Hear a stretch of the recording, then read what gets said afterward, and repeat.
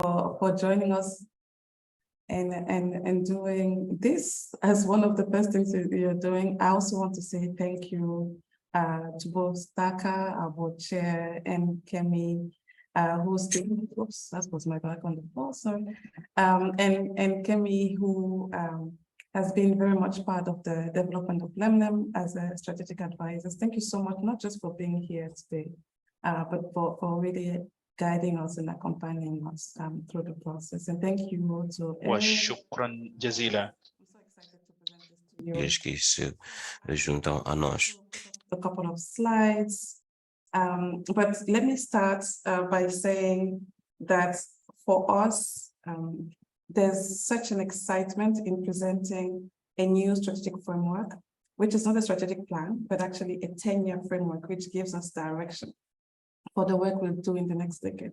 We usually have a history of smaller 3 to 5 year strategic plans. But one of the things that we've learned from the COVID pandemic and all the many crises that have become very much part of our day-to-day new normal, as they say, is that we have to adapt. And when we have to adapt, it's really good to have a path, a clarity in our direction of travel. And that's why we decided to go with this approach, which was a very interestingly bold thing to do in a year where we couldn't even really plan for Christmas, but we were planning for a decade. And we said, let's do it. And the way to do it for us was to listen.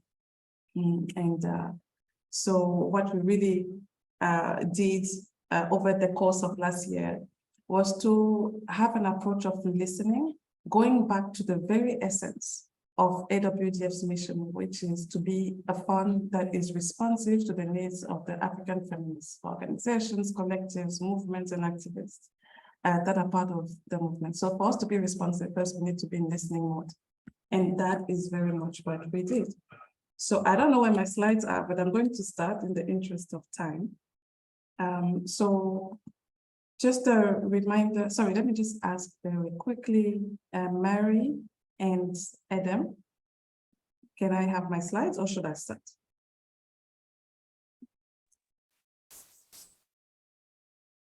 Yes, Françoise, I would present. Thank you so much. So I'm going to start by saying that for those of you who might not be very, very familiar with AWDF, AWDF has been around for over 22 years now, 23 years this year. Thank you, Adam, if you could please, yes, okay, great. And so if you please go to the next slide. So who we are is first and foremost, oh, this doesn't look good. Okay, forget the slides, I'll talk through it. Adam, you can forget the slides, I'll just talk through it. So AWDF is a fund. That means that what we are at the intersection of gender justice and philanthropy, movement building, and grants making.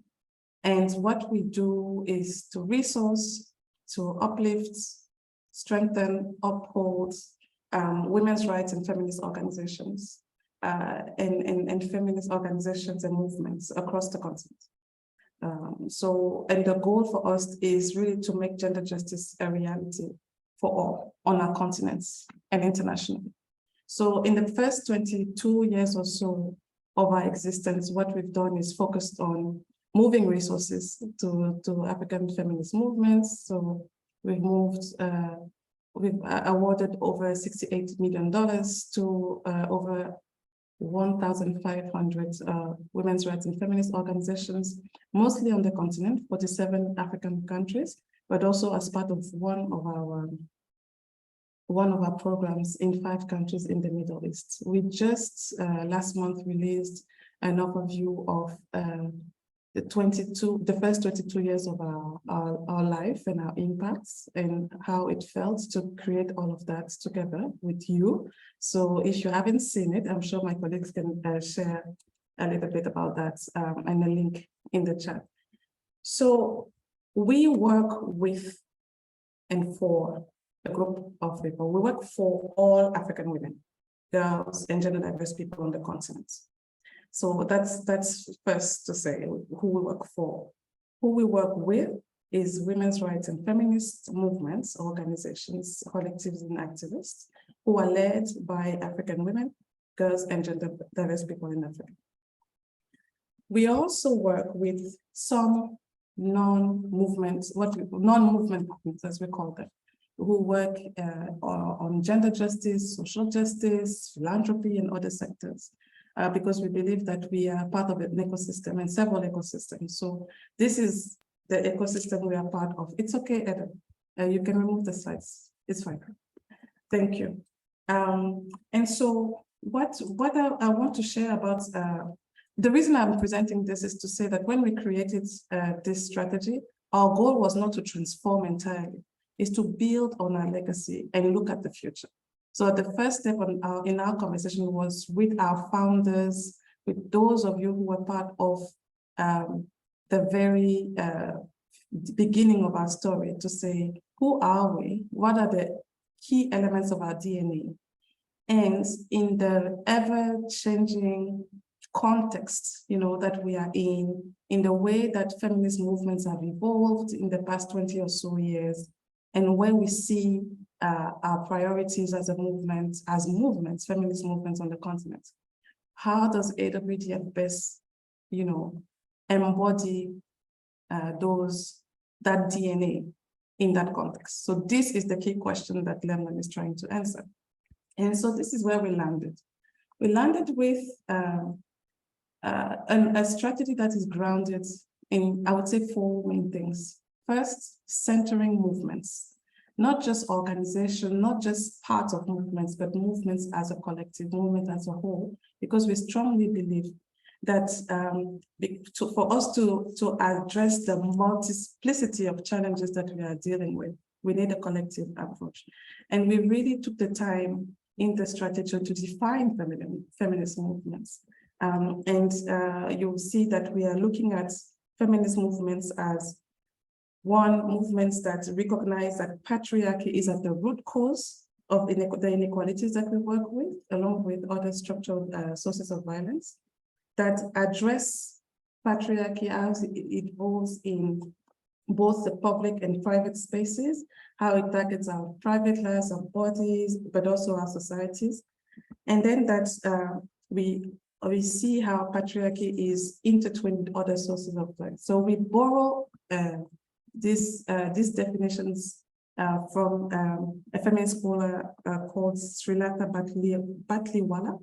And so you will see that in the strategy as well, that we really wanted to define, when we say feminist movements, who are we talking about? And so centering movements is really at the core of the strategy. Secondly is inclusion, meaningful, I would even say radical inclusion. We know that feminist movements, just like society, sometimes replicate the same discriminations and divisions, be it because of language, be it because of geographies, or because of identities, etc. And so we want to make sure that we are inclusive of the movements as a whole. So inclusion is very, very core grounding element of the strategy. We also want a holistic approach. Of course, we are a fund, and we've always done that, right? We've been a fund that moves resources, but also accompanies technically, etc. We want to continue that holistic approach, but make sure that we also provide a holistic response to each of the movement partners that we work with. And lastly, a grounding element of the strategy is for us as an organization, our team, our processes, as much as we can, our approaches to be, as we call it, feminist from the inside out, so that all of our feminist values are as much as possible reflected in the way we do things, and the way we partner, the way we fund, etc., etc. So I would like to share now the slides, Adam, from slide 9, if you can do that for me. Because I want to show the actual strategic priorities. And while we do that, I can explain a little bit why Lemlem. Why Lemlem? Lemlem is an Amharic word that that means lush, verdant, and for us it was.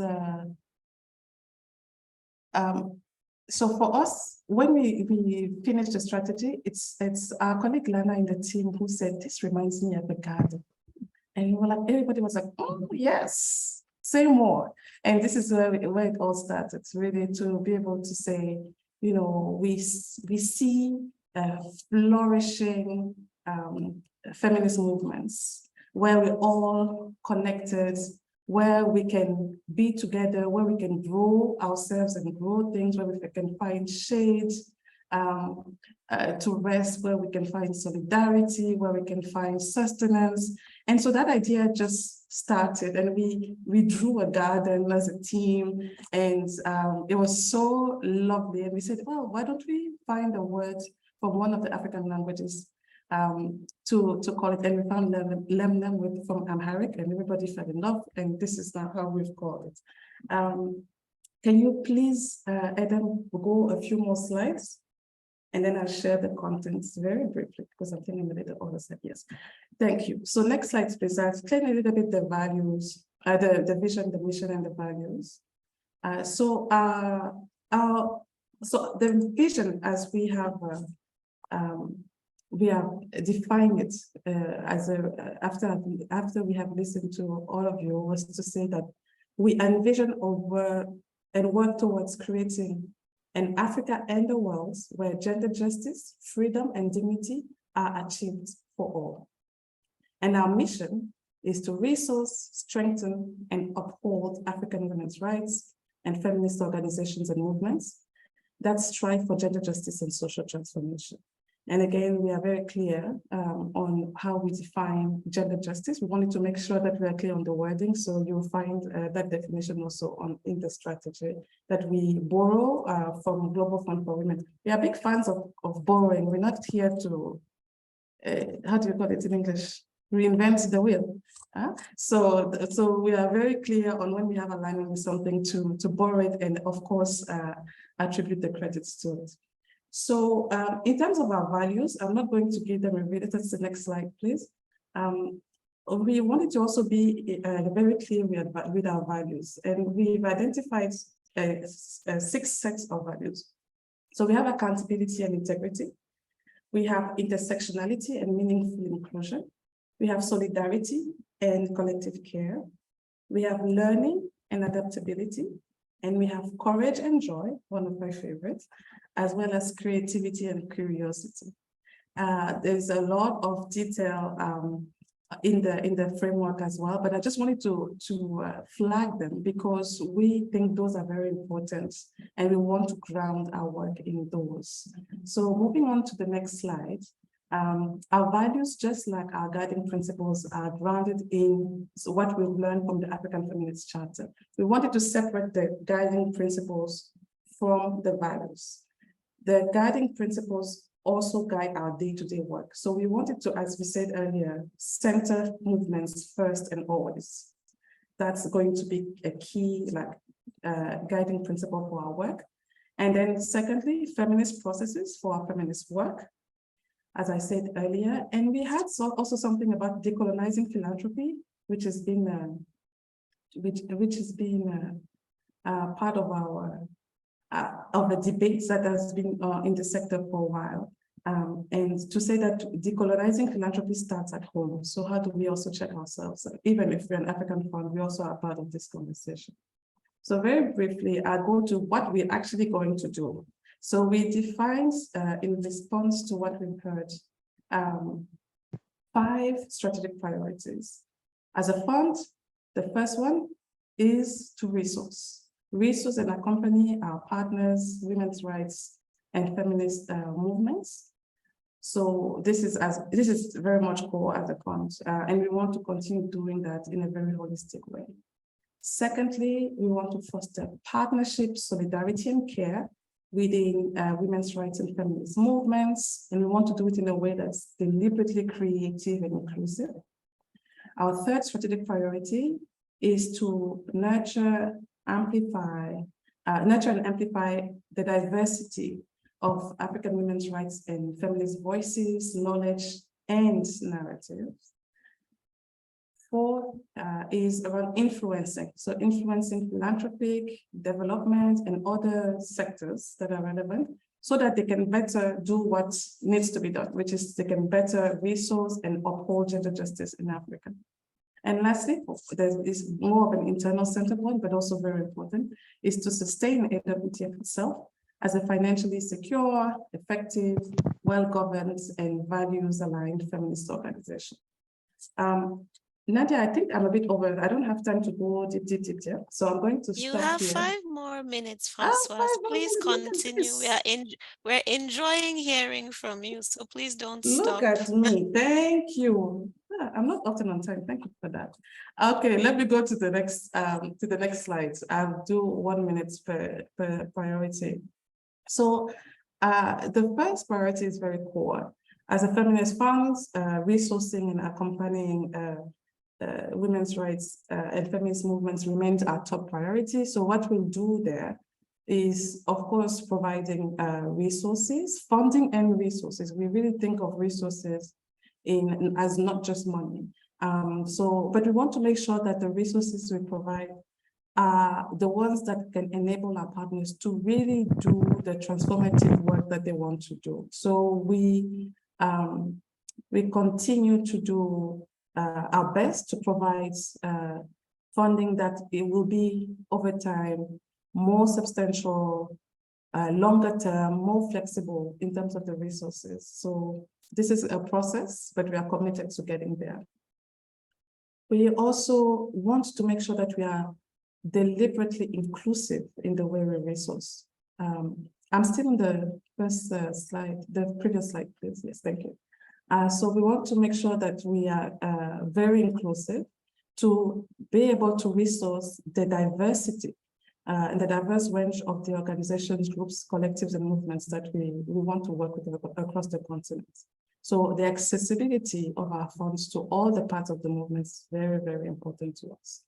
And that, of course, means that we are deliberate about how we think about risk, because that's usually what is the factor that excludes folks, right? Yeah, it's too risky to work with. So we are really rethinking how we think about risk. We also want to work to, we call it unlock the agency and resilience of our partners and the women's rights and feminist organizations. Something that we very much learned from the recent crisis, but we've noticed for a while, is that very often our movement is in survival mode. So how do we get out of survival mode? How do we make sure that we are the ones setting the agenda, that we are resilient, that we are really have that agency as well? So that will be part of the work that we want to do. So it will be an expansion on the capacity building work that we've done, but really to have it more political and more expansive. And then the last one on this is to make sure that all the processes that we have for funding, accompaniment, learning, and all that are reflective of our feminist principles. And that's on this, we are deliberately prioritizing trust-based and participatory approaches to resourcing and partnerships. Moving on to the next slide, and the second priority, we'll focus on fostering partnerships, solidarity, and care within the movements that we work with. We believe that in French, there's this saying that we use all the time, which is on est ensemble, we are together. If we're going to do this work, we have to be together. So how can we as AWDF, contribute to that togetherness of the movement? This is what the second priority is about. So for this, we want to focus on, promoting, strengthening, inclusive solidarity with and within the movements, first of all. So connections around language, around generations, around all the different parts of the movement, so that we can be together, even if we cannot always be one, and that's not the goal, but we can be together, and that's the goal here. We want to deliberately focus, and that's the second point here, on networks. I mean, there's a history of strong national, regional, and transnational networks in Africa. And I think what we learned from the listening exercise that we did was really to that we need to invest in those networks. And so we are deliberate about about investing in the networks. Thirdly, care. This work is exhausting. Everybody is tired. So what can we do as a fund to make sure that this is not depleting work? What can we do? You know, how can we contribute to that? That was a very big question. So we included that in this second, you know, and there's a lot that AWDF has already started on this, but we really are deliberate about expanding and centering that work. And lastly, really building deeper connections with other funds, other feminist funds, women's funds in Africa and across the global south. There are others, many others. We don't work in isolation. So how do we work with others is very important. All right, moving on to the third one. The third one is sorry, Françoise, as you move on, please wrap up so we can continue. Keep on time, yes. All right, thank you so much. So I'm going to be very fast. The third one is about voice. It's about knowledge and narratives.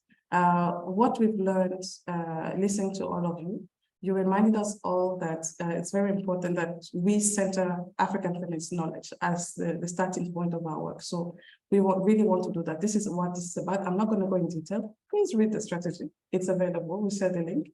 But here is about African feminist knowledge, a diversity of the range of voices and narratives on gender justice. But also, and I want to insist on that one, one thing that is different in this work with the new strategy is very much feminist consciousness building within and outside of the movements. We see so much backlash. We want to make sure that we are deliberate about the knowledge ecosystem that our movements are in. And I'll move to the next one, which is about influencing. So that's the next slide and number 4. So we think that because we're working in an ecosystem, we want others to understand what needs to be done. We want them to fund better. We want them to value better the work that all of you are doing and all the movements are doing. So we want to do this at home first, you know, to strengthen the Pan-African feminist philanthropy ecosystem and the philanthropic ecosystem in general, so that it can be more feminist. But we also want to do this internationally in both the philanthropic and international development and social justice sectors. And then we open up and see who else can be part of this community. And lastly, I'll go very fast on this one. It's the last one, which is, so for us to be able to do this, we need to be strong. We need to be financially secure. We need to be well-governed in terms of our governance. And we need to be very values aligned. So this is what it's about. So it's a commitment to strengthen ourselves so that we can deliver. So I stop here just quickly by showing the next, we said this, the thank you slides, to say a massive thank you to all who co-created Lemlem with us. I'll share later about the process, but we spoke or surveyed with almost 700 people from the movements, from the philanthropic ecosystem, from the social justice ecosystem. We had 8 fabulous feminists forming a Lemlem advisory circle. Kemi is one of them. And we are so grateful for checking us every step of the way and pushing us to be better, to be bolder. And lastly, you know, the consultants that we work with, both the African researchers, Nanani Yeboah, Stephanie De Wolf, and the consultancy firm IG Advisors, all of us, it was really a co-creation. Of course, our board, our team, that worked tirelessly to get us here. So it's a big thank you. And I'll stop here. Thank you. Thank you, Françoise. As I'm listening to you, I'm hearing so much about centering movements and listening to movements, and a strategy that's really reactive, right, and responsive to our priorities and driven by our movements. I actually want to hear a little bit more from Taka and Kemi as you were listening to Françoise, and as I know you've read this strategy over and over intimately. what are some of the things that resonate particularly with you? I'm going to start with Taka. You know, when I was reading and listening to AWDF's journey over the last 22 years, I was laughing when I was listening to the little piece where you were talking about how you've been a family member really to AWDF forever, you know, giving birth and then going to AWDF with your newborn baby. And so I'd really like to hear from you as you were listening to Francoise. What do you think about this new era for AWDF? Thanks so much, Nadia, and thank you, Francoise, for that wonderful overview of the strategy. I'll be brief since I know we want to hear from so many of our partners on the call. I think what excites me about this new strategy is something that Francoise alluded to, that this is not necessarily about a radical turnaround and change, but it's about building on the legacy that AWDF has. And as she alluded to, when AWDF was set up 22 years ago, it was really about building a fund that is responsive to the needs of women's rights organizations. And you can see, as you start to read the strategy, you will see that this strategy continues very much in this spirit, but it goes further. And that's the excitement about saying, how do we build on what we were committed to, but going much further? Over. And Kemi, you have been such a strong voice and advocate in our movements, right? We hear you, we see you, we are in community with you on the continent, but also in global spaces, especially when there are very strong political moments that require our movements. I wonder, as you were listening to Francoise and as you've been engaging with the strategy, what are some of the things that are exciting or that you know are resonating quite strongly with you? No, thanks, Nadia, and thanks, Francoise, for that wonderful overview. So I think, you know, reflecting on basically where we are right now in terms of we are in a time of great challenge, but also in a time of great resistance. From everything in terms of like the pushback on feminist movements that we're seeing across the globe, and particularly in Africa, criminalization of people, you know, issues around closing civic space, the increase in violence against women and queer folks, and just even the level of instability and fragile context that we're experiencing on the continent, plus the climate and economic crisis as well. You know, this is like the context in which this strategy is trying to respond to, but trying to respond to it through the needs and the lens and the eyes and the desires of feminist movements, because we do know that when we do have stronger feminist movements, the resistance can be stronger, the pushback can be stronger.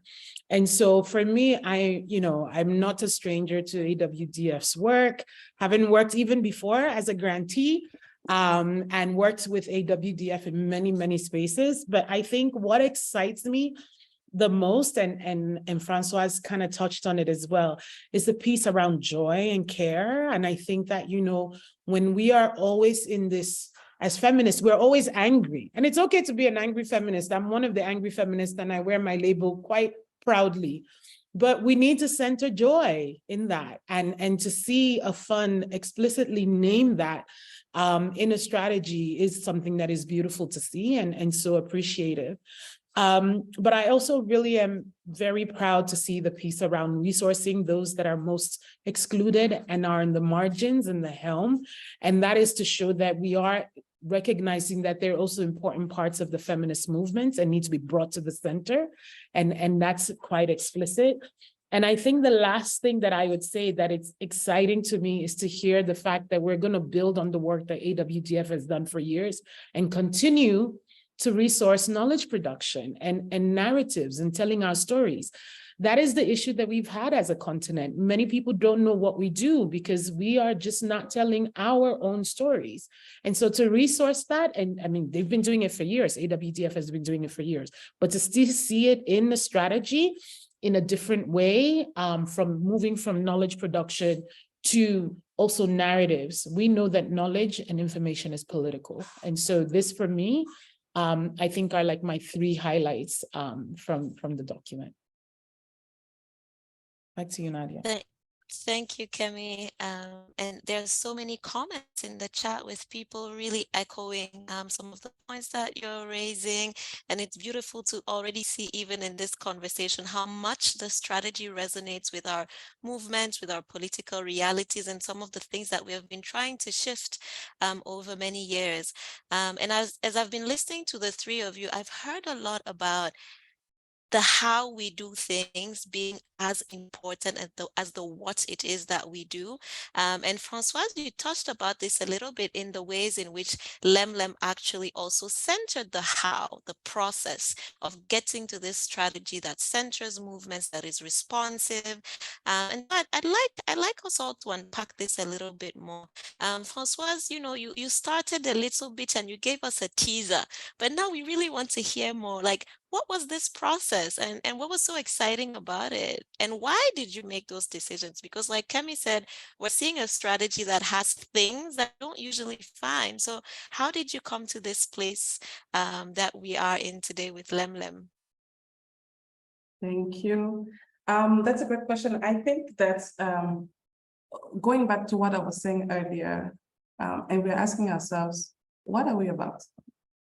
We are about supporting, strengthening movements. How do we do that? It's by listening. We cannot do what we are telling all the Western donors that's what they do. Like you tell us what the agenda is, etc. So we said, let's get on the other side of that and listen. And listening in a way, it's a hard thing because there's such a diversity within our movements.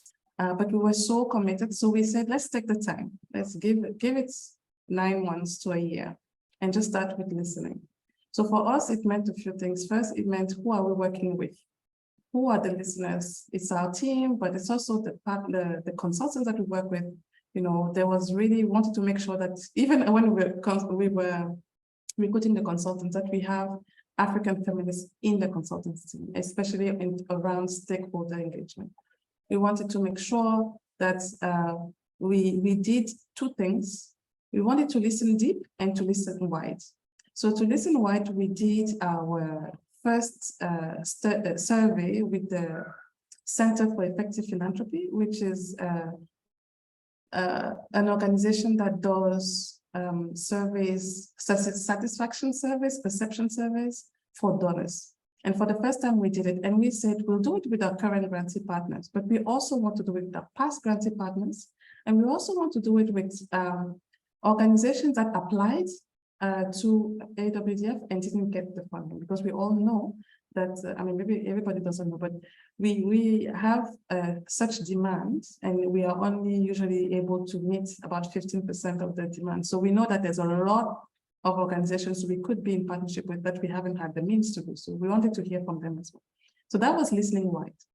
Listening deep was also having more conversations. So we came up with a list of folks from that same list of partners, but also from organizations that we are not yet in partnership with, organizations that we were in partnership with 10 years ago and how they've evolved, and also our financial partners, our strategic partners, people who do similar work in other continents, etc.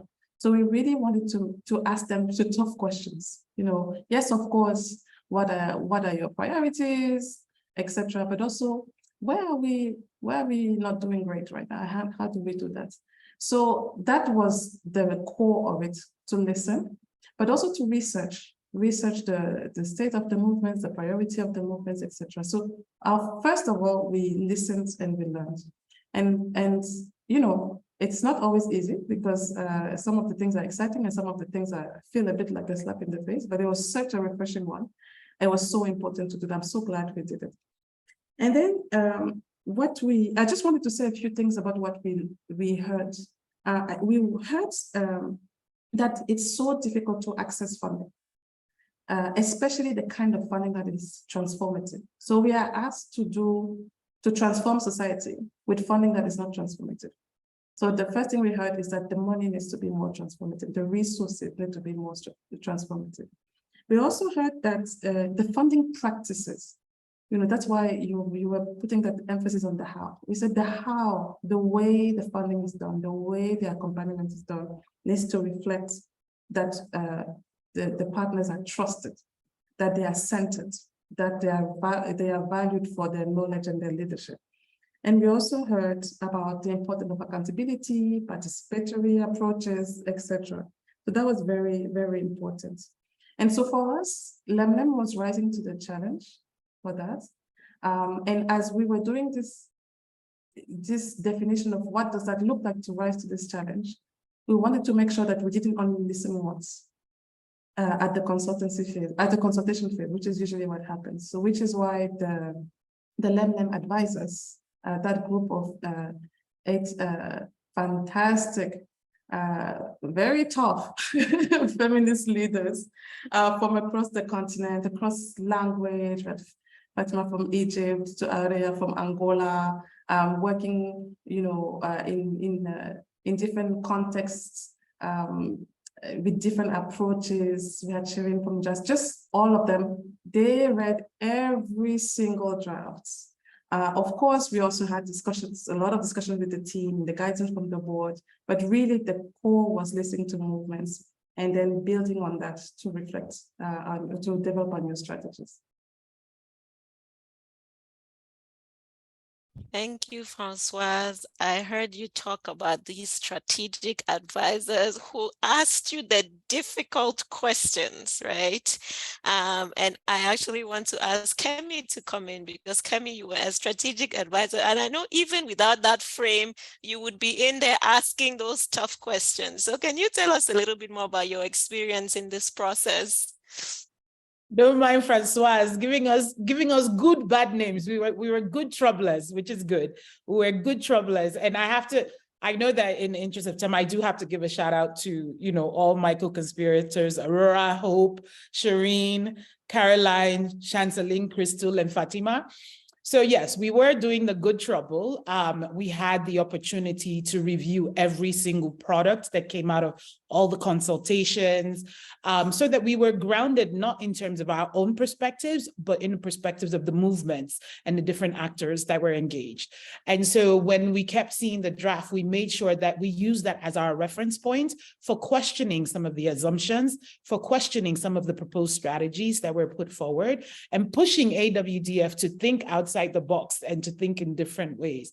I think what I really appreciated about the entire process was really the diversity of the voices that were on the table, that were part of the process. Like, Françoise highlighted, even those that have never been funded by AWDF. How many donors do that? How many funds do that? And that really is to get a pulse of the ecosystem, but also it's a very unique voice because sometimes people might say, well, your grantees will say what you want to hear them. I mean, they think you want to hear. And so really taking that critical approach, I think was very, very important. This was not a short-term process. This was a really long, it was like over 9 months, of which we took time to review things, to push back, and it was a lot of negotiations. And I felt like it was a negotiation between different stakeholders, and that shows the value and the importance of AWDF. This is our fund. It's not the fund, it's our fund. And so we wanted to make sure that what it eventually decides to do, it's something that is rooted in the lived realities of African women in all their diversities. And so, quite grateful that we had that opportunity, but also that we had the leadership of the board and the leadership of Françoise that were willing, because some people see this as a ticking box exercise and say, strategy done, here you go, start implementing. But the fact that they put themselves in a vulnerable position to be critiqued, right? And to be asked those hard questions, it shows that this was not a box ticking exercise, but one that truly needed to be meaningful to be able to get the results in the challenging time that we're living in. So back to you, Nadia. I almost got up and started dancing and ululating and doing things with my hands when you were speaking, Kemi. And I'm glad you brought us to this question of leadership, because as you know, for some of this work to be done, we need to be grounded and strengthened by leadership. And I'd actually like to invite Taka as AWDF board chair to share a little bit about this process and what it brought to the strategy, but also what it reflects, right, when you're thinking about feminist leadership and leadership of organizations such as this one that aims to listen and center our movements. Thanks, Nadia. I think a lot of what I will say will echo what you've heard from Françoise and Kemi, about what it means in terms of feminist leadership is this first element about deep listening. And deep listening and paying attention to who exactly are you listening to. I think the real challenge has been for many of us to start hearing and listening to voices we may not necessarily actually hear, but also listening to voices who may tell us things, as François said, that you're like, ooh, ouch, I didn't want to hear that. So being willing to take the feedback. So I think it's a concept of listening, paying attention to the diversity of voices you're listening to, even those critical friends. But then it's going further to make sure you are responsive. So that to me is also a key issue.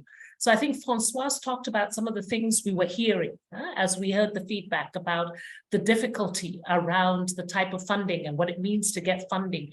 And so I hope as part of implementing this strategy, our partners will start to actually see that we have a lot more trust-based funding, what they're calling for.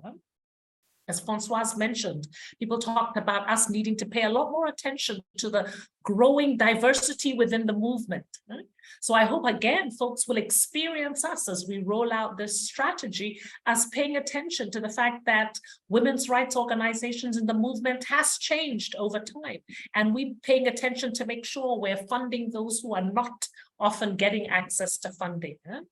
And finally, it's also that sense of the holistic support. Again, with people have been crying, we need that type of, it can't just be about money. It's about the overall support. And yes, we've been doing that, but how do we make sure our funding plus is done in a holistic way? So to me, it's both the listening and the responsiveness to what you're hearing. From a governance perspective, you know, as board members, it definitely challenged us as we're hearing. The process made us start to think, you know, this is not just about our programs. This is also about who we are as an organization and how we do our governance. And so the beauty in this process is that it also turned the mirror on us, for us to also look and see what type of governance is required to mirror and align with the strategy and effectively define and lead this strategy from a board perspective. So there are lots of soul searching at many levels. I think that was the power of the process.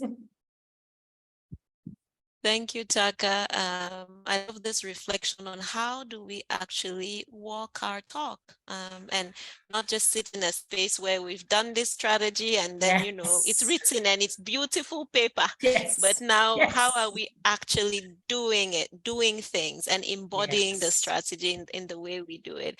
And I think we all know, us panelists, but also those, our partners joining us, that walking the talk is hard. It's not easy, right?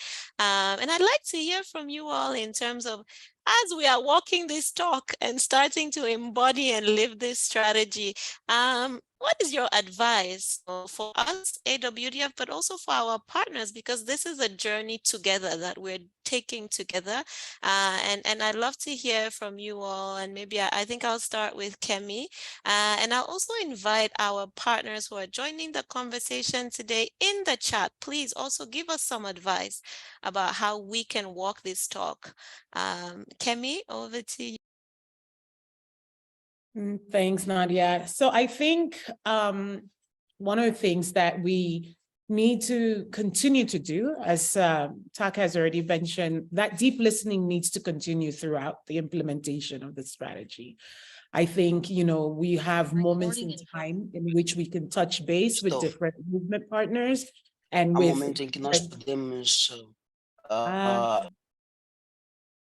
It's sorry, I think we have an interpretation. Okay, go ahead, Kemi. Sorry about that. No worries. I think, we have moments in time in which we'll have the opportunity to check in with feminist movement and other movement actors and activists so that, this is a living document. It's a guide, but of course, there are going to be things that we'll have to pivot as we move forward because the world is ever changing, right? The context is ever changing. We don't want it to change for the bad. That's not our desire. Our desire is for it to change for the good and for us to slowly keep chipping away at patriarchy. And so I think that's one thing that needs to definitely continue, the deep listening.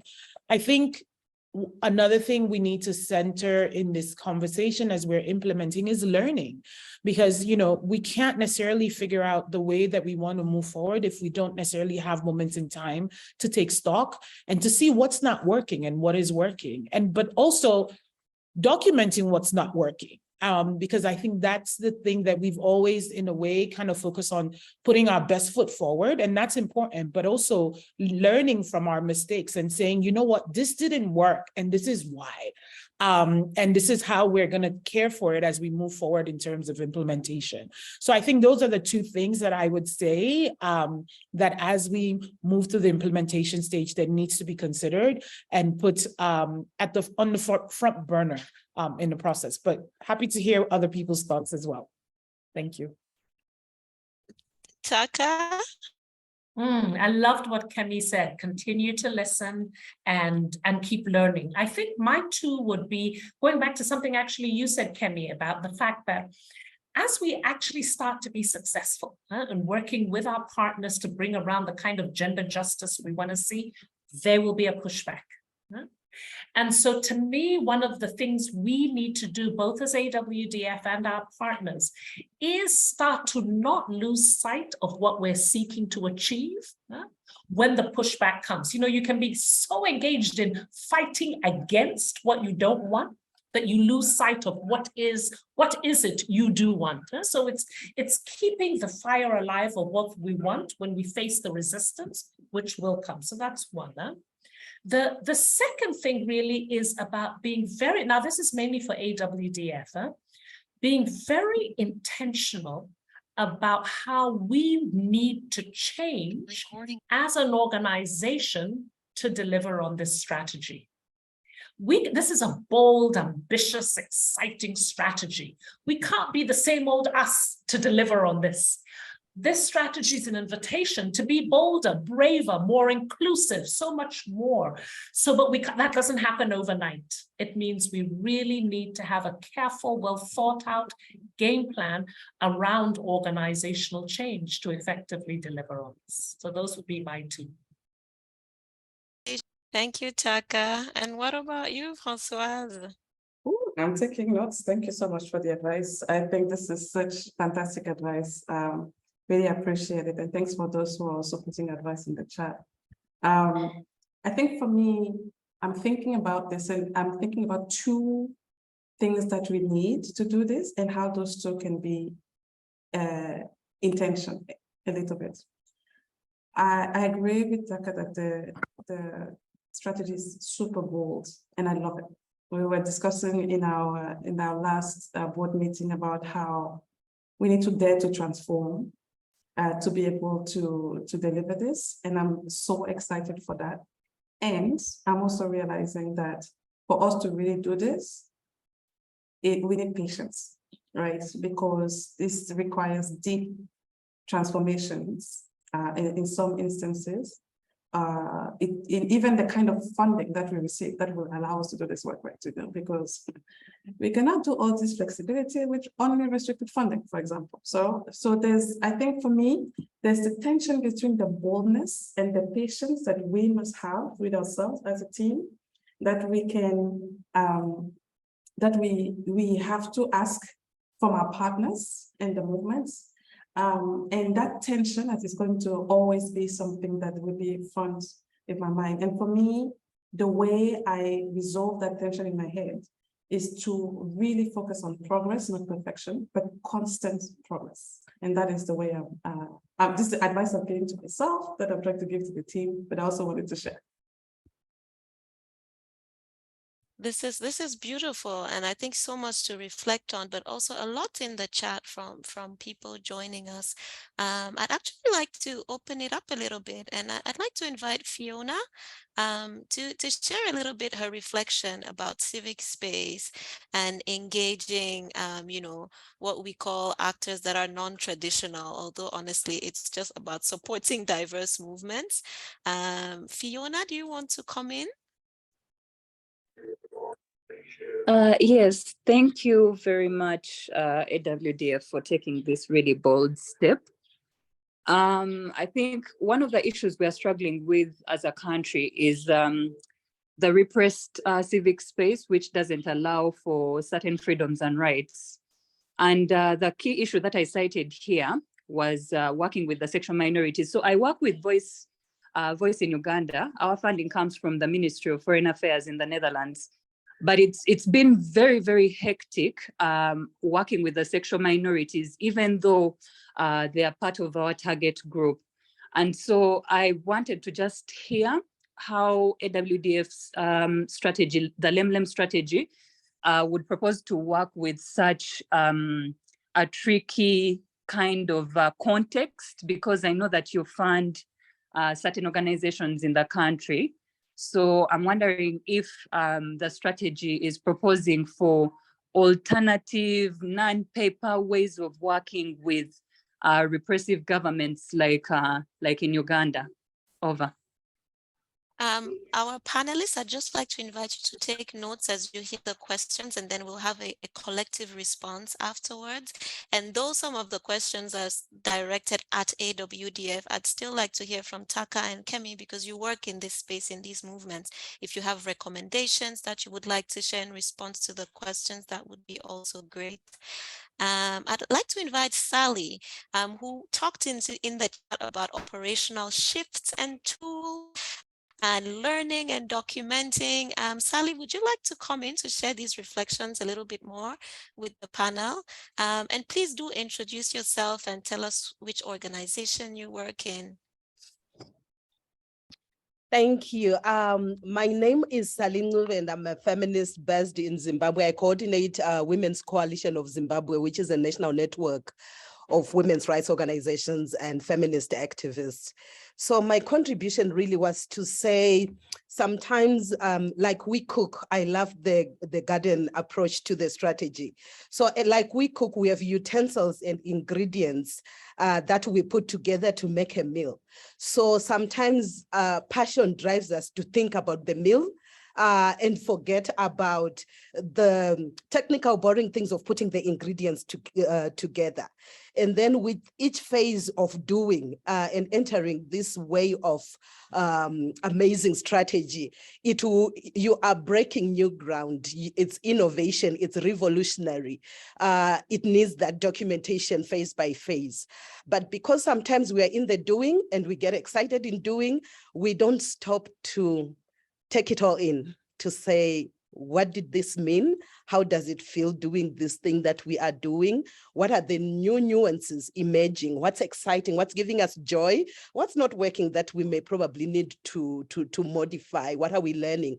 And how is the context taking it in? And how can we navigate? So in planning time, of how the work is going to be done, in looking into the tools that will make the work happen, in thinking of the bodies that are going to do the things and the spaces that the bodies will be existing in and operating from. There are freedoms that needs to be put in for that to happen. There are safeguarding mechanisms that needs to be put in place, and there are healing, well-being, and joy and playfulness that needs to come in. So I was really contributing to the how, to say it equally requires budgetary contributions, technical support, space, and intentional time that is going to be engraved for it, so that we don't miss the narrative, we don't miss the learnings, and we don't miss to celebrate the joys or learn from them. Thank you. Thank you so much, Sally. This is so meaningful and very useful as a reflection as we walk the talk. I'd also like to invite Everline to come in. Everline asked a very critical question about transformative.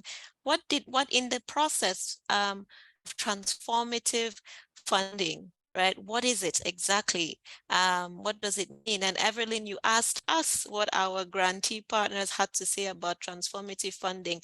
But as you speak, tell us what it means to you, and how you think we should also hear you as we explore this question of transformative funding. Sorry, Nadia, which of the Evelyn? There are two.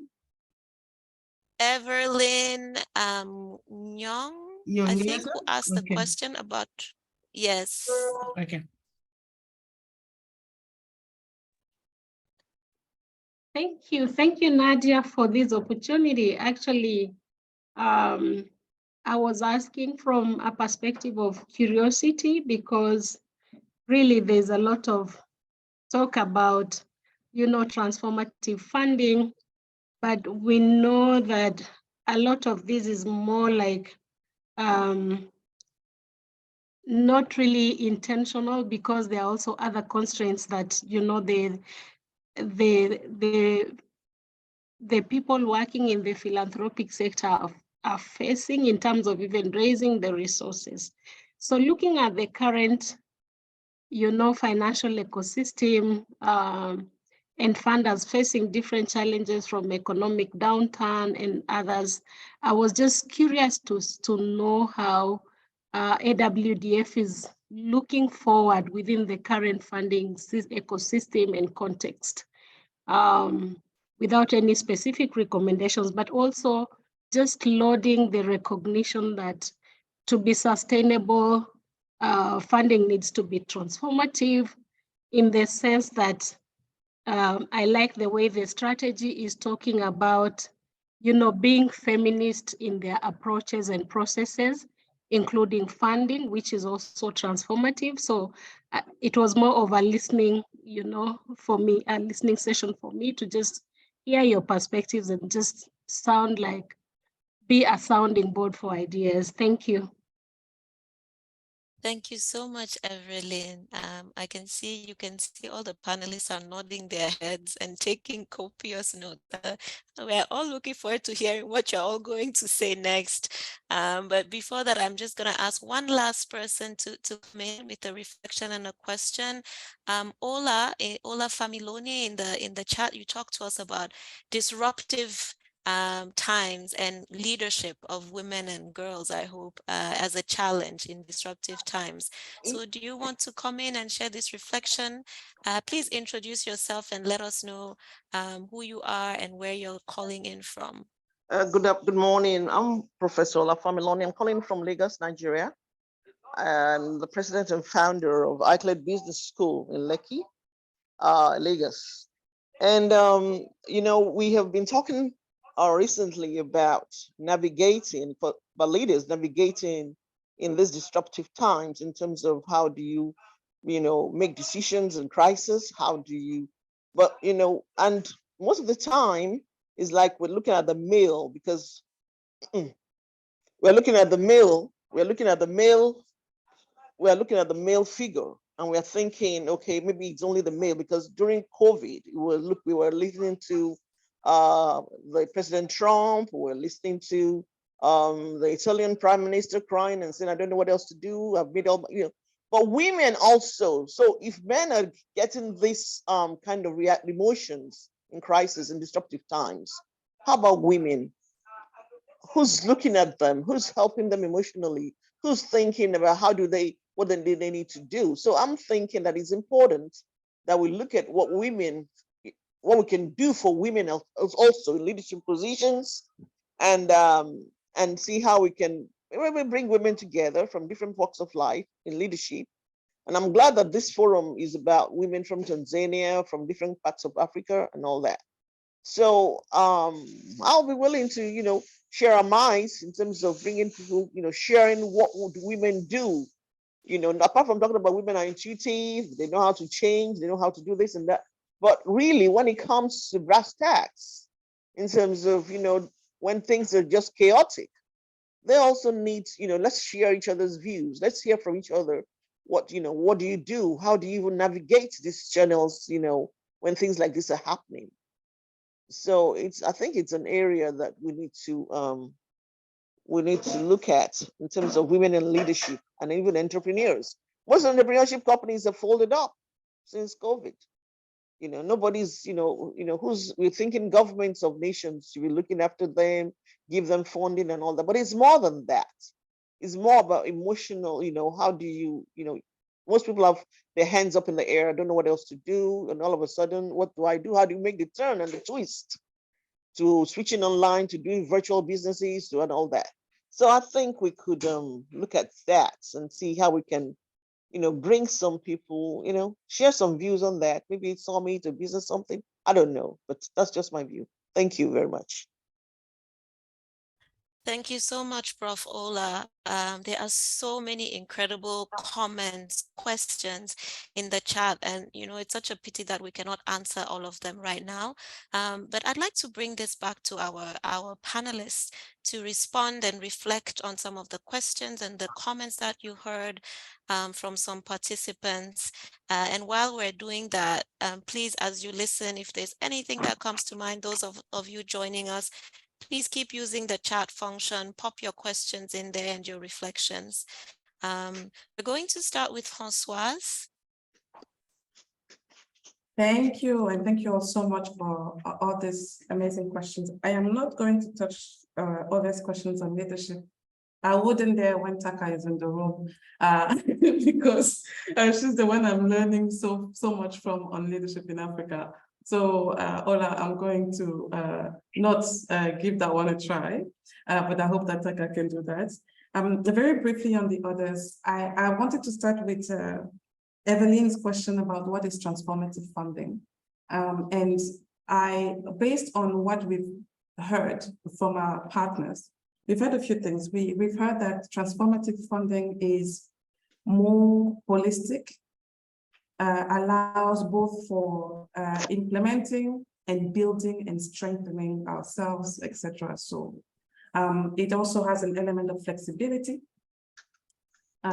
It is more money. It's longer term in its duration. And it can be that it's catalytic, and it's also funding that in the way, not just the quality of the funding itself, but also the accompaniment of it, that is centers the voice, the agencies of the partner, that the practices around learning are not imposed, etc. So those are some of the things that we've learned about that, and we're definitely reflecting a lot. What I'm hearing also, one of our big reflections around that was that for an intermediary fund, which is what AWDF is, right? So unfortunately, we don't have our own money. We're not an endowed foundation. So we get, the way I explained to my son my job when I took this job was like, there's amazing people who are called feminists and they do great work. My job is to get the money in and get the money out to them.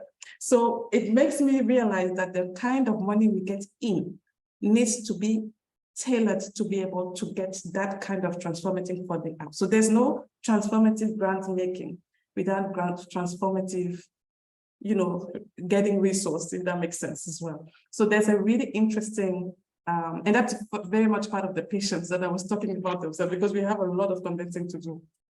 So I hope that helps with that. And very briefly on the other two questions, I think Sally's point on the importance of the boring work of building, documenting, etc., is so critical. I've learned so much about that in the past few. I didn't think I was interested in that, but I see how critical it is, because that transformation is, I think in English you all say, where the rubber hits the roads. It's in the process. I never knew this before starting this work, and I realized the process is everything. And so I think I completely agree with Sally that allocating the resources, the time, the headspace, the bandwidth, and documents along the way is super important. Completely agree. I'll stop here so I give some time to Kemi as well.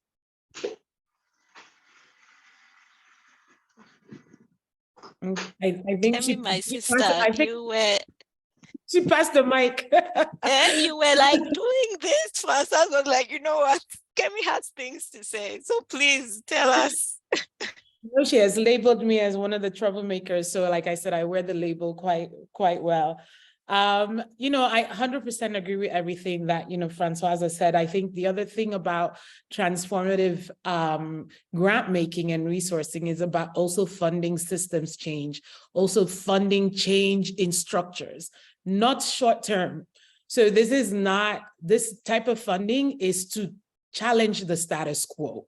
That is what it is about. And so that when we're uprooting oppressive systems, it means that we're liberating ourselves in the long term. So it's not about our immediate needs right now, even though we do know that there will be time like we had in COVID, that we had to respond to immediate needs or in times of emergency and fragility. But the long-term game with this type of funding is to change the systems of oppression. And as Françoise was saying, to be able to do that, you need to clean the money. There's many people don't understand that some of the money that donors give us is not clean. And I say clean, not in terms of terrorism and all of that stuff, but clean in terms of like, it comes with its own conditions and it comes with its own requirements. And many funds like AWDF don't want to pass that on to you, onto grantees, because then it becomes a very complicated process and you're more focused on fixing those things versus doing the things that you are set up to do, which is to change communities, change, you know, the lives of women and queer folks. And so honestly, like AWDF is doing a really great job in terms of the philanthropic advocacy. And you can see that as a core pillar of this strategy, to be able to influence donors so that they understand what works for feminist movements and what works in particular for African feminist movements, because we are in a peculiar situation. We've had situations where people don't trust us with money, giving us big, complex proposals to fill out the due diligence process because there's a perception that we are not good with money. But that is the work that AWDF is doing, is changing that narrative to say that African feminist organizations and African women's rights organizations are trustworthy, are doing the work and can bring the change, and you need to resource and invest in them. So, you know, I just wanted to put that out there because sometimes people don't understand what it takes. I didn't understand when I was a grantee, so I have to definitely say that. But in this other hat, Lam, like, oh, I totally understand now what you all are dealing with, Françoise, and it's not easy. The final thing I would say to my sister from Uganda, and we, you know, just sending a bit of solidarity to all our queer siblings in Uganda, is that you can see one of the things I highlighted that I said was, particularly for me, heartwarming about this strategy is centering the voice of those most excluded and on the margins of society, including those that are criminalized. And so I think, you know, it's clear, you know, it was very intentional for AWDF to name this, because we do know that criminalization is happening across our continent and more laws are being created to criminalize people in their diversities. And so to be able to say, look, we are going to fund this because this is an important part of our feminist movement and our feminist liberation and existence, is like also being like radical in that work. But even though I'm not saying funding movements is also a radical notion, because people at one point didn't want to do that. So I think at this particular point, like, just be rest assured, and AWDF has been doing that for years. So this is not new. This is not new at all, but I think there is an additional intentionality and prioritization that is happening in this new strategy, given what we are seeing happening on the continent. I'm gonna stop because I want to hear Taka's response to the leadership question, because even I'm, let's go, Taka, give it to us. Kemi, you are a troublemaker. But before I get to the leadership thing, I want to lift up something you just said. I want to pick up on your last point around, and this is to Fiona. I think this, picking up on the key issue we've talked about, deep listening. I think as we increasingly move into spaces and times of expressive spaces by governments. We're going to do lots of listening and learning together about what does that mean in terms of innovative funding. Because our governments are getting cleverer, we too need to also get more innovative. So I hope that's a journey where we learn together to figure it out and untangle around what does it mean to continue to support organizations in increasingly hostile spaces. Huh? And yes, and then to this big question on leadership. And thank you so much, Professor Familoni, on this. I think what strikes me, what I'm hearing you say, which deeply resonates, is that during times of disruption, during times of crisis, the pressure, particularly on women leaders, has been heavier.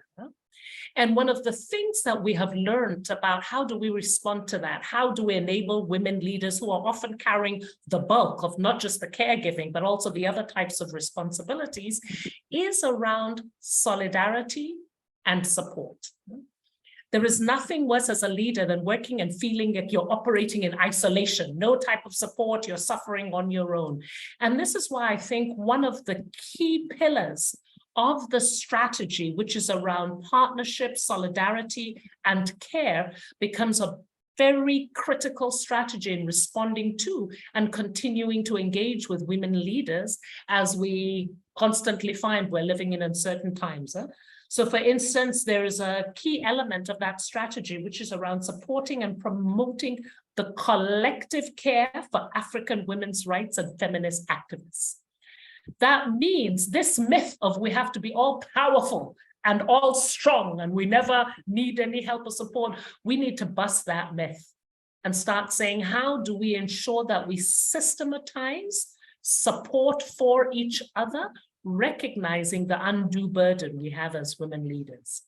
So that is in short, and I think there's a lot more conversations. I'm hoping some of this networking, this solidarity creates spaces for women leaders to start to talk about, this is what I'm dealing with, these are the challenges I'm facing, and get ideas, encouragement, coaching from other women leaders on how they navigate the increasingly disruptive spaces.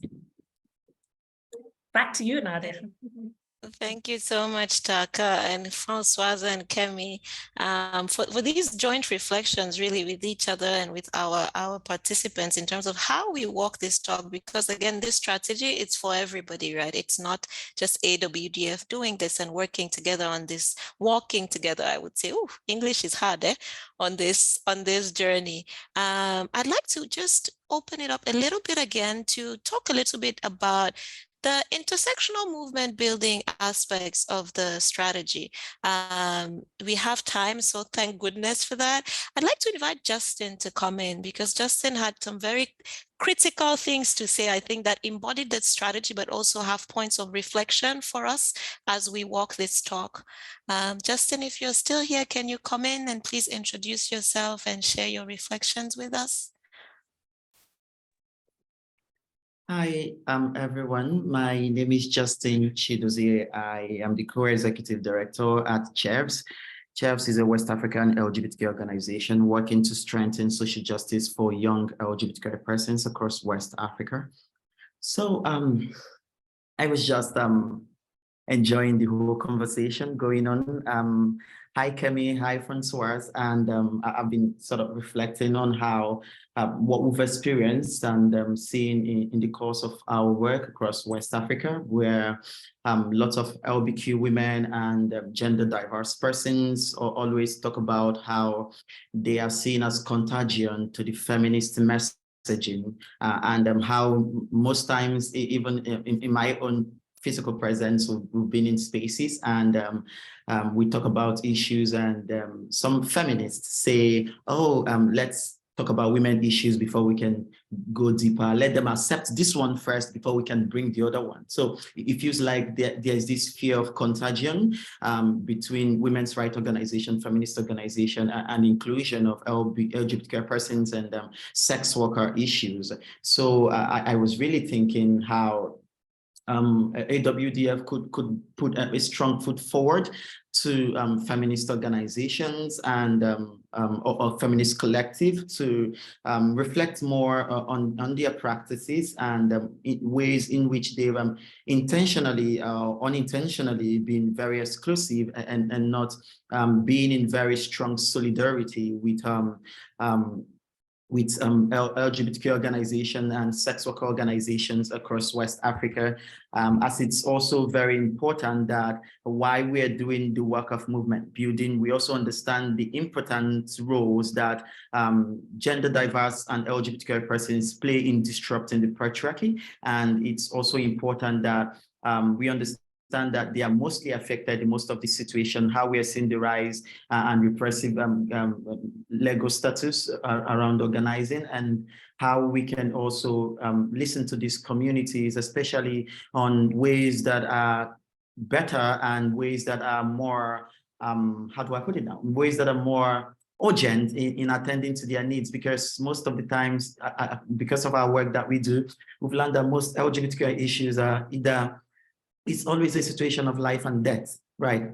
It's either you respond to this now or you put in a peg. So it's usually urgent response. It's usually issues around life and death for LGBTQI organizing. And also I wanted to also put this out that AWDF could start thinking about ways to move money to these organizations that do not also expose them to the current tensions and risks by their government, because we've also experienced this while we try to do some of our work across West Africa and organizing. So I really want that the Lemlem strategy could explore ways to work across the dynamic situations faced by queer feminists and sex workers and LGBTQI organizers within the continent and beyond. Thank you so much. Thank you so much for this, Justin. One of the things that is so exciting about this strategy is exactly specifically pointing out issues of intersectionality and engaging with them, right? And we look forward to your review of the strategy and some of the insights that you're going to share with us as we walk this talk together. We're nearing the end, unfortunately, and I just want to uplift some of the conversations that have been happening in the chat around how we learn together, how we center knowledge and research together. And I know we didn't mention these expressly with questions, but we have seen them and we are uplifting them as we continue our reflections and then we start our work together. There are also lots of questions about, okay, this strategy is wonderful. Now, how do we apply? How do we get the money? How do we start working? AWDF does have webinars before launching every call for proposals. And in that process, our grants team will accompany you really in how it is that you can access the resources, etc. And so you should definitely be on the lookout for those. And there are also lots of questions as well in terms of how do we center knowledge and learning together? How do we organizations grow, right, in terms of how they work? You know, the TUBABs, as they say, like to call it capacity. Please open our strategy and see how we call it. And we'd love to hear more how you think about what you think about that. I'd like to just hand over back to our panelists. We'll start with Kemi and Taka. If you have any last words, any things you want to share, and then after that, Francoise, if you can come in with like some next steps and some of the things that we can look forward to. Kemi. Sure. No, I just, want to say that I guess something that people might not realize that AWDF actually consistently supports is the different feminist forums that happens in different countries and in different regions, and the Africa Feminist Forum, which I'm just like waiting, like, my God, when am I getting my tickets? I need to move. You people let me know so I can see all of your faces in that meeting. But, just speaking a bit to what Justin was saying, like, these are the kind of spaces in which we can have those intersectional conversations. This is the kind of space where we can interrogate and hold ourselves accountable in terms of our work and in terms of how we treat each other and our collective agendas, because that is really important. Nobody is free until we're all free. And so I totally hear you. And I think it's one of the beauty that I see in the strategy that AWDF is committed as well to working with other Pan-African philanthropic advocacy, other Pan-African philanthropic organizations, including many of the queer-led funds, the LGBTQI funds on the continent, to resource and to think creatively in terms of how do we better move money. So I think these are like wonderful opportunities. I can't wait. I feel grateful, absolutely grateful to have been part of this process. I've been a longtime fan, as I said, of AWDF, as well as many of the other funds in the region, but I'm so grateful to have had the opportunity to co-conspire with you, Francoise, and my other co-troublemakers. And thank you, Taka, for allowing and working with us to allow these troublemakers to be part of this process in the history in the making with Lemlem. So I'll stop there. Thank you so much. Thank you.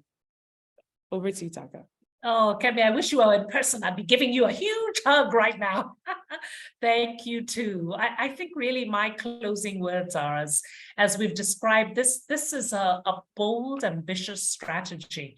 And whereas this does lay out our roadmap for the next 10 years as AWDF, we simply can't do this alone.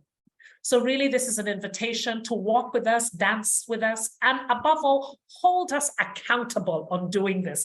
We'll try, as Francois said, to be patient with ourselves, but we also might need some pushing. We're committed to the continued deep listening. So please, continue to walk with us as we implement this strategy. Thank you all so much for giving us the space to introduce the strategy and also get you excited about it as well.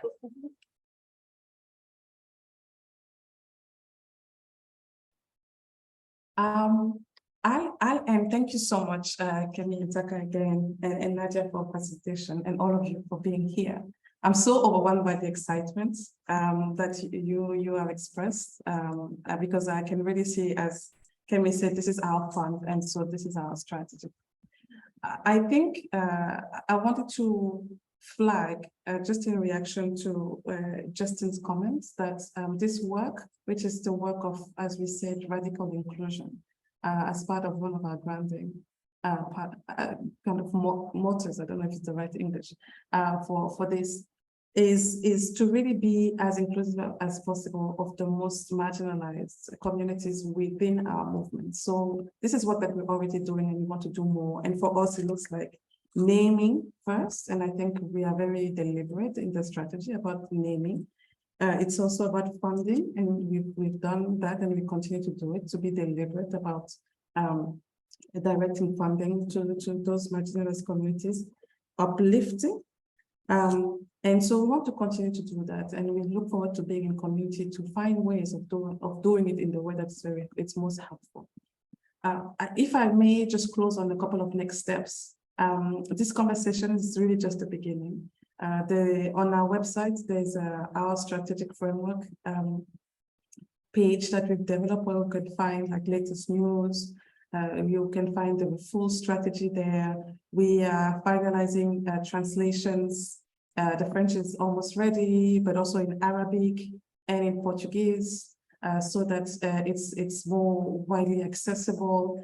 So, and then we also thinking that because it's our strategy, it's our conversation, we want to continue to have some of these webinars. So tomorrow we have another webinar in French, and in September we'll have a conversation about what did we learn in the process of developing Lemlem, about the context in which we work. And in November, we'll have another conversation about what did we learn from developing this strategy, about the state and the priorities of feminist movements. So for us, it's throughout the year, this conversation will be there. So I also wanted to say that I appreciate so much the questions, the advice, etc. Please keep them on, because we can then include them in the coming conversation. It's just so fantastic to learn from all of your advice and your questions, because you keep pushing us, and I'm glad that you are joining Kemi's community of good troublemakers. And lastly, to say, to please just stay in community with us, follow us, because this is, on social media and others where we are going to continue these conversations and let you know about the next steps. And lastly, to say that this, because we are now mid-year, but this is a strategy that started this year. So we've started already incorporating this in the work that we do. At the end of this week, we'll be launching the next call of proposals, so keep an eye out for that.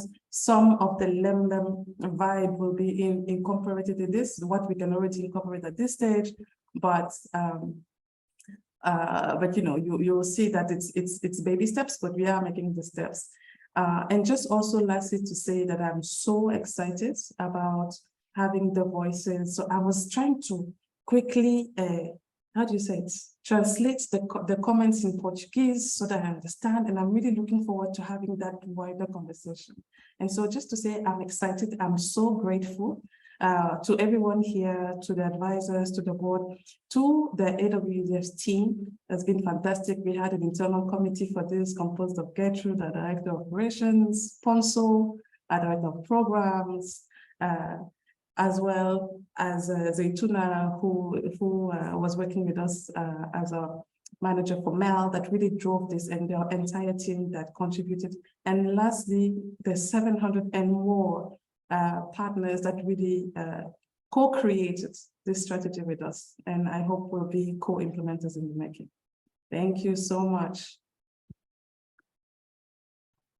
Thank you, Françoise, Chaka, Kemi. Thank you, everyone who joined us. I really wish you just a joyful week that continues with the excitement from this conversation. And yeah, we look forward to being in community together. Take care, everyone. Goodbye. شكرا مع السلامة إلى اللقاء.